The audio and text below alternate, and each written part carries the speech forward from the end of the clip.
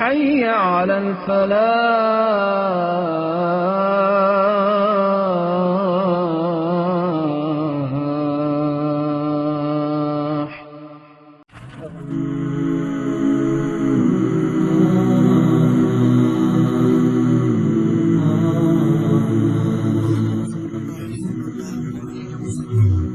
تو ذرا سوچئے، اگر واقعی ایک ہی عظیم خالق اس پوری کائنات کو چلا رہا ہے تو پھر تاریخ میں یہ فرشتوں یا جنات کو خدائی طاقتوں میں شریک کرنے کا خیال آخر کہاں سے آیا؟ آج کے اس تجزیے میں ہم بالکل اسی گتھی کو سلجھانے والے ہیں۔ ہم ایک بے حد کمال کے قدیم متن سورۃ الصافات کی گہرائی میں جائیں گے اور دیکھیں گے کہ یہ کیسے کائنات کے ایک زبردست منظم نظام اور خالص توحید کا نقشہ کھینچتا ہے۔ تو چلیے سیدھے موضوع کی طرف آتے ہیں۔ یہ جو سوال ہے نا، یہی دراصل اس پورے متن کی جان ہے۔ ہم جس کائناتی تنازع کا جائزہ لے رہے ہیں وہ اسی بنیادی نقطے کے گرد گھومتا ہے۔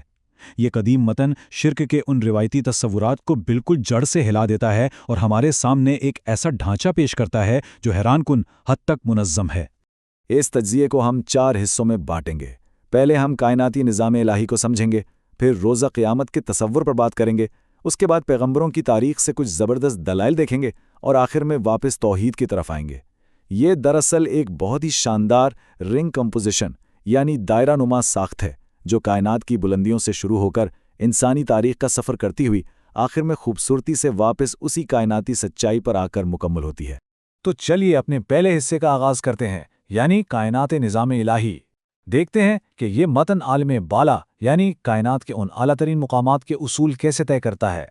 دیکھیں، متن شروع ہوتے ہی ہمارے ذہنوں میں ایک واضح لکیر کھینچ دیتا ہے۔ ایک طرف فرشتے ہیں، بالکل صف بستہ، ہر وقت حکم ماننے کے لیے تیار اور مکمل طور پر تسبیح میں مگن، اور دوسری طرف شیاطین اور جنات ہیں جو چھپ کر باتیں سننے کی کوشش تو کرتے ہیں لیکن انہیں سختی سے دھتکار کر وہاں سے بھگا دیا جاتا ہے۔ یہ تقابل اس بات کو بالکل صاف کر دیتا ہے کہ بھئی ان دونوں گروہوں میں سے کسی کے پاس بھی رتی برابر کوئی خدائی طاقت یا اختیار موجود نہیں ہے۔ آپ ذرا اس کائناتی سیکیورٹی سسٹم کو تصور میں لائیں۔ کتنا ڈرامیٹک منظر ہے کہ اگر کوئی شرارتی جن آسمانی راز چرانے کے لیے عالم بالا کی طرف لپکتا بھی ہے تو فوراً ایک چمکتا ہوا دہکتا ہوا شعلہ یعنی شہاب ثاقب اس کا پیچھا کرتا ہے۔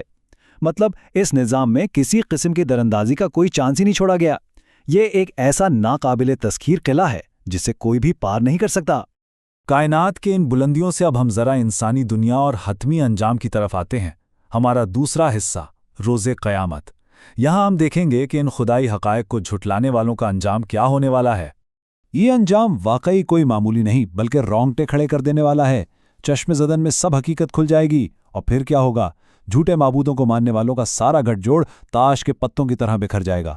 تصور کریں، جو کل تک ایک دوسرے کے ہم نوا تھے، وہ عوام اور ان کے لیڈر مایوسی کے عالم میں ایک دوسرے پر تانے کس رہے ہوں گے، سارا الزام ایک دوسرے پر تھوپ رہے ہوں گے، اور بآخر انہیں یہ ماننا ہی پڑے گا کہ ان کا کتنا بڑا اور ناقابل تلافی نقصان ہو چکا ہے۔ اس سارے منظر کا جذباتی وزن محسوس کرنے کے لیے متن میں ایک بڑا ہی کمال کا مکالمہ شامل کیا گیا ہے۔ ذرا سوچئے، جنت میں بیٹھا ایک شخص نیچے بھڑکتی ہوئی جہنم میں اپنے کسی پرانے ساتھی کو دیکھ کر پکارتا ہے، خدا کی قسم تم نے تو مجھے بھی برباد ہی کر دیا تھا، اگر میرے رب کا فضل نہ ہوتا تو آج میں بھی ان پکڑے جانے والوں میں تمہارے ساتھ ہی ہوتا۔ یہ محض الفاظ نہیں ہیں بلکہ عقائد کے چناؤ اور غلط دوستی کے خوفناک انجام کی ایک جیتی جاگتی تصویر ہے۔ خیر، کائناتی اصولوں اور ان کے ڈرامائی انجام کو سمجھنے کے بعد اب ہم تیسرے حصے کی طرف بڑھتے ہیں۔ یہاں پیغمبروں کی تاریخ سے ٹھوس دلائل پیش کیے گئے ہیں تاکہ یہ ثابت ہو سکے کہ یہ خدائی نظام واقعی ہمیشہ سے یوں ہی کام کرتا آیا ہے۔ تاریخ کے ان اوراق کو ذرا تیزی سے پلٹ کر دیکھیں۔ حضرت نوح سے شروع ہو کر حضرت ابراہیم، حضرت موسیٰ، حضرت الیاس اور حضرت یونس تک ہر پیغمبر کی کہانی دراصل ایک ہی حقیقت کی بار بار گواہی دے رہی ہے۔ جن قوموں نے حق کو جھٹلایا ان کا نام و نشان مٹا دیا گیا، اور جنہوں نے سچ کا ساتھ دیا وہ بچ گئے۔ یہ کوئی اتفاقیہ واقعات نہیں ہیں بلکہ ایک اٹل نہ بدلنے والے کائناتی اصول کا ثبوت ہے۔ اسی تاریخی تسلسل میں ایک انتہائی جذباتی واقعہ حضرت ابراہیم کے عظیم امتحان کا آتا ہے۔ خواب میں اپنے لختے جگر کی قربانی کا اشارہ ملنا، بیٹے کا بغیر کسی ہچکچاہٹ کے سرے تسلیم خم کر دینا، اور پھر عین وقت پر خدا کی طرف سے ایک عظیم قربانی کا تحفہ آ جانا۔ توحید کی اس پوری تاریخ میں خدا پر ایسے بے پناہ بھروسے اور توکل کی شاید ہی کوئی اور اتنی بڑی مثال ملے۔ اس پورے حصے میں ایک بہت ہی زبردست ساختیاتی کمال موجود ہے۔ ایک خاص جملہ ہے، ہم نیکی کرنے والوں کو اسی طرح بدلا دیتے ہیں۔ یہ کوئی عام جملہ نہیں بلکہ ایک ایسی دھن ہے جو ہر پیغمبر کی کہانی کے اختتام پر گونجتی ہے۔ یہ بار بار یاد دلاتی ہے کہ اس نظام میں حق پر ڈٹے رہنے اور فرمانبرداری کرنے والوں کا انعام کس قدر یقینی ہے۔ اور ہاں، اس میں ایک انتہائی حیران کن پہلو بھی ہے۔ متن بڑی صراحت سے بتاتا ہے کہ اس خدائی نظام میں کوئی بھی احتساب سے بالا نہیں، حتیٰ کہ پیغمبر بھی۔ حضرت یونس کا واقعہ اس بات کی زبردست مثال ہے کہ سچائی کے لیے بھی جلد بازی کرنے کی اجازت نہیں ہے۔ جب انہوں نے جذبات میں آ کر اپنی قوم کو چھوڑا تو کائنات کے مالک نے انہیں صبر کا ایک ایسا کٹھن سبق سکھایا کہ بس یہ بتاتا ہے کہ اس نظام میں آخری فیصلہ صرف اور صرف خدا کا چلتا ہے۔ اور یوں ہم پہنچتے ہیں اپنے آخری اور چوتھے حصے کی طرف، توحید کی طرف واپسی۔ یہاں ہم دیکھیں گے کہ یہ سارا شاندار تجزیہ گھوم کر واپس اسی مقام پر کیسے آتا ہے جہاں سے ہم نے آغاز کیا تھا، بالکل ایک مکمل دائرے کی طرح۔ اس مقام پر متن ایک بڑی کمال کی اور سچ پوچھے تو تھوڑی سی تنزیہ منطقی دلیل پیش کرتا ہے۔ ان مشرکین کی سوچ پر چوٹ کی گئی ہے جو اپنے لیے تو بیٹوں کی خواہش رکھتے تھے، لیکن جب بات خدا کی آئی تو اس کے لیے بیٹیوں یعنی فرشتوں کو منسوب کر دیا۔ ذرا ان کی منطق تو دیکھیں، جو چیز وہ خود اپنے لیے ناپسند کرتے تھے وہ اتنے آرام سے انہوں نے خدا کی ذات کے ساتھ جوڑ دی۔ یہ ان کے عقائد کے کھوکھلے پن کا ایک زبردست پردہ چاک کرتا ہے۔ اس کے فوراً بعد ایک انتہائی طاقتور ادبی موڑ آتا ہے۔ سورت خود مقرب فرشتے حضرت جبرائیل کی آواز کا استعمال کرتے ہوئے حتمی گواہی پیش کرتی ہے، اور ہم میں سے ہر ایک کا ایک مقرر مقام ہے، اور ہم خدا کے سامنے صف بستہ کھڑے ہیں اور ہم اسی کی پاکی بیان کرتے ہیں۔ مطلب اس کے بعد تو کوئی بحث رہی نہیں جاتی۔ فرشتے خود اعلان کر رہے ہیں کہ وہ محض اور محض فرما بردار اہلکار ہیں، خدائی طاقتوں میں ان کا کوئی حصہ نہیں۔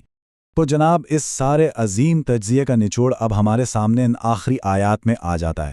حتمی فیصلہ بالکل صاف ہے، فرشتے صرف خادم ہیں اور کچھ نہیں۔ خدا کے بھیجے ہوئے پیغمبروں کی کامیابی پتھر پر لکیر ہے۔ ان تمام جھوٹے معبودوں کی کوئی اوقات نہیں، کوئی طاقت نہیں، اور دنیا چاہے جو بھی کر لے، حتمی اور اٹل حقیقت صرف ایک ہی ہے، اور وہ یہ کہ کائنات کا رب صرف اور صرف ایک ہی خدا ہے۔ اس پورے سفر کو سمیٹتے ہوئے ایک سوال ذہن میں ابھرتا ہے جو واقعی غور طلب ہے۔ جب ہم اس قدیم متن کی اس دائرہ نما رنگ جیسی ساخت کو پوری طرح سمجھ لیتے ہیں تو کیا ہمارا خالص توحید کے اس پیغام کو دیکھنے کا زاویہ ہمیشہ کے لیے نہیں بدل جاتا؟ یہ کائنات انسانی انجام اور تاریخ کو ایک ایسی شاندار اور مکمل تصویر میں جوڑتا ہے جو ہمیں بہت گہرائی میں جا کر سوچنے پر مجبور کر دیتا ہے۔ آج کا یہ تجزیہ بس یہیں تک۔ امید ہے اس نے سوچنے کے کئی نئے راستے کھولے ہوں گے۔